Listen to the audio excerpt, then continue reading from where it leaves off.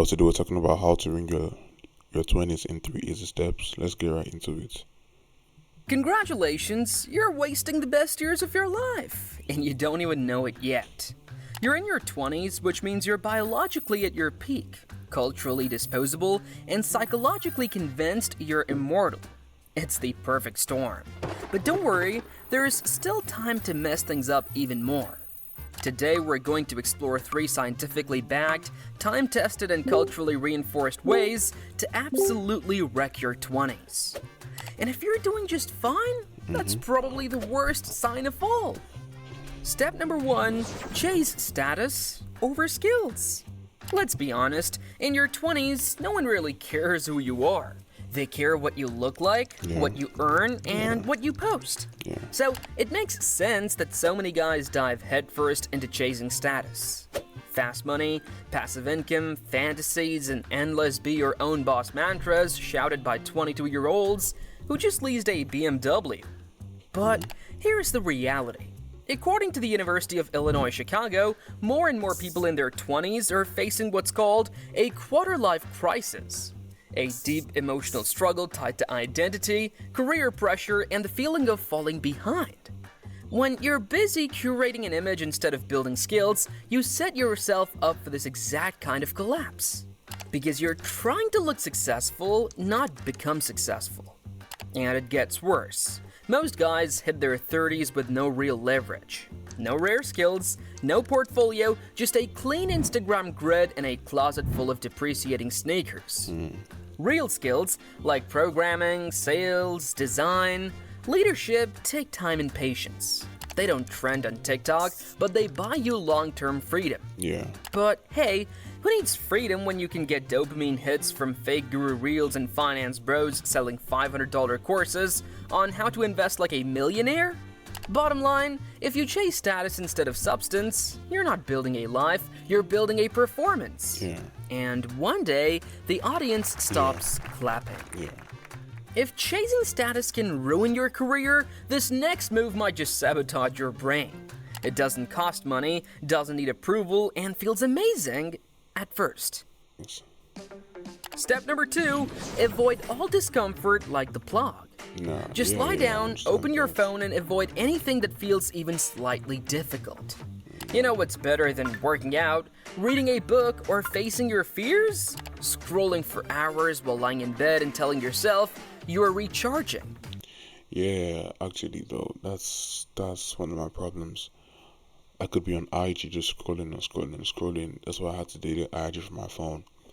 It was so crazy because I think I spend like 3 hours every day. You know, your notifications, when you see your notifications on, I use a Samsung phone, so it shows me how much time I spend on my phone every single week. So I think I spend like, 9 hours a day on my phone. So it was really, really crazy. So I had to like delete IG and deleted a lot of social media stuff. So it's better now, but definitely scrolling through TikTok, that's why it's called TikTok. It's taking away your time, you get it? So yeah. We've built a culture where comfort is a moral right, and anything that causes tension, such as effort, failure, boredom, is seen as trauma. But here's what neuroscience actually says. The brain forms new connections when you challenge it, learning a new skill, practicing under pressure, pushing past resistance. Dopamine, a neurotransmitter linked to motivation, is released not just by rewards, but by the pursuit of challenge. Translation: every time you skip the gym, avoid the difficult conversation, or postpone learning that second language, you teach your brain that growth is unsafe. And let's be honest, it's not self-care, it's Netflix, vapes, 3 a.m. snacks, and a TikTok feed designed to hypnotize you into submission. Yeah, for sure. Bottom line, if you keep avoiding friction, don't be surprised when your 20s feel like a loading screen that never ends. Yeah, at some point, you have to ask yourself a hard question. Are you actually living your life or just reacting to it on autopilot? Most of us aren't making decisions. We're just avoiding pain, choosing the easy route, defaulting to comfort, and hoping things somehow improve. That's not growth, that's stagnation with a Wi-Fi connection. If any part of this video feels like it's calling you out, it probably is. But that's not a bad thing, that's your signal. So, you've skipped building real skills and dodged all forms of discomfort. What's next? Time to construct your personal relationships like a game of drug Jenga. Unstable, unplanned, and destined to collapse. Step number 3. Build relationships like a drunk Jenga tower. You'd think we'd invest more time into who we date, sleep with, or try to build a life alongside, but nope. Modern gaming apps have gamified romance, turning it into a slot machine of swipes and dopamine hits. According to Pew Research Center, 63% of men under 30 are single, compared to just 34% of women. Emotional depth? Conflict resolution? Please. These days, relationship skills mean ghost fast, trauma bond faster, and fall in love with someone's Instagram handle.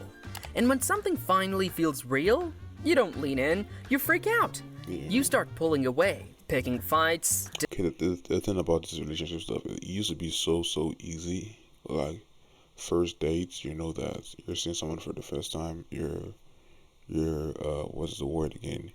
You're finding new stuff about them, just like the stuff.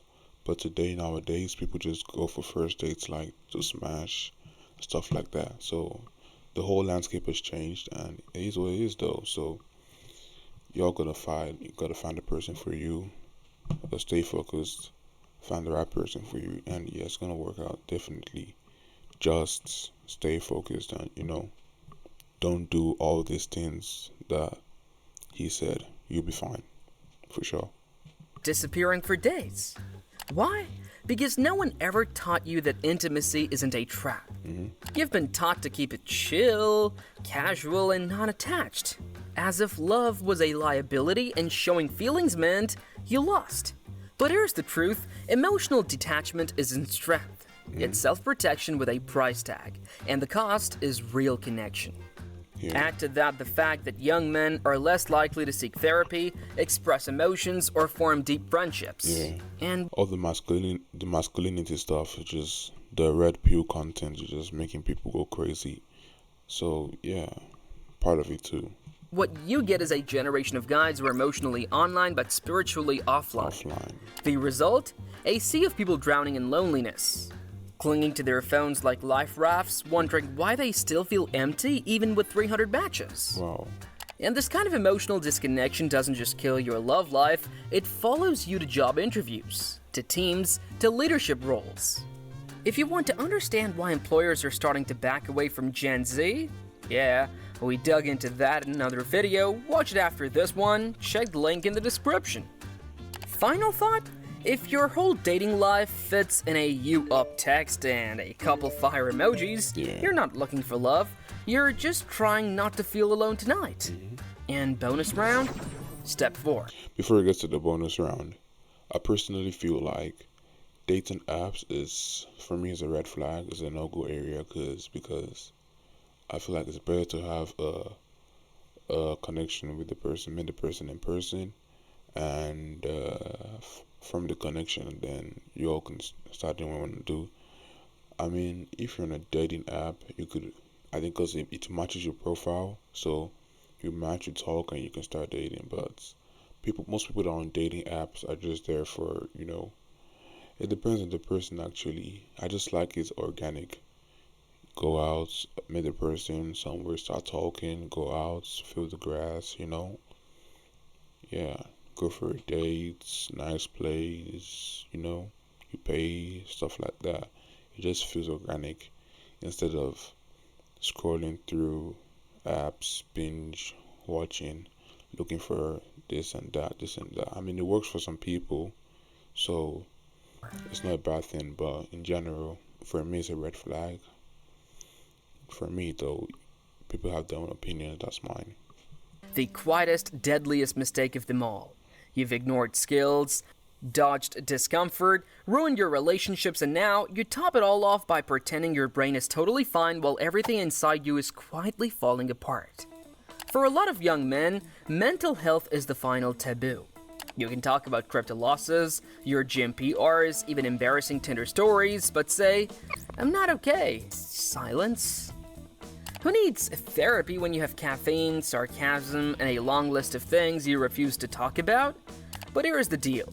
Ignoring mental health doesn't make you strong, it just makes you quiet. Yeah, it makes And you weaker. eventually, it makes you numb. Real masculinity isn't about bottling things up, it's about having the guts to face what's going on inside. But the problem is because people men are afraid rather that if you open up to your spouse or whoever you're with, it's gonna see you as a feminine or not a masculine enough. So there's a lot of gray areas about that. But if you find someone that's into you and understands you, you could open up to the person, and the person will definitely feel okay with you. So it's just a matter of who you're into and who you are as a person. That's it. Before it explodes. Bottom line, you can either talk to someone now or scream into a pillow in your 30s and call it coping. Your move. So now, you know the formula, it's simple. Chase status, avoid effort, build chaotic relationships, and never ever admit you're struggling. Follow those 4 steps and you won't just ruin your 20s, you'll sleepwalk through them, only to wake up at 30 wondering where your life went. But here's the twist. You're not stuck, your 20s aren't over, and the story you're in, you're still the one writing it. Yeah. So You start building skills, become better. lean into discomfort, open up in your relationships, and stop acting like your mental health is optional. You don't have to be perfect, you just have to be awake. So, which step hit you hardest? Yo, also shout out to this guy. Nice video and an idea. Don't do all these things he said, and you'll be fine. So yeah, new channel, new stuff. Like, share, subscribe. Let's get this channel moving. I started all this OBS stuff today, so you're gonna be seeing my face more often, and I hope, let's see how this goes. Do subscribe, and I'll see y'all later. Thank you.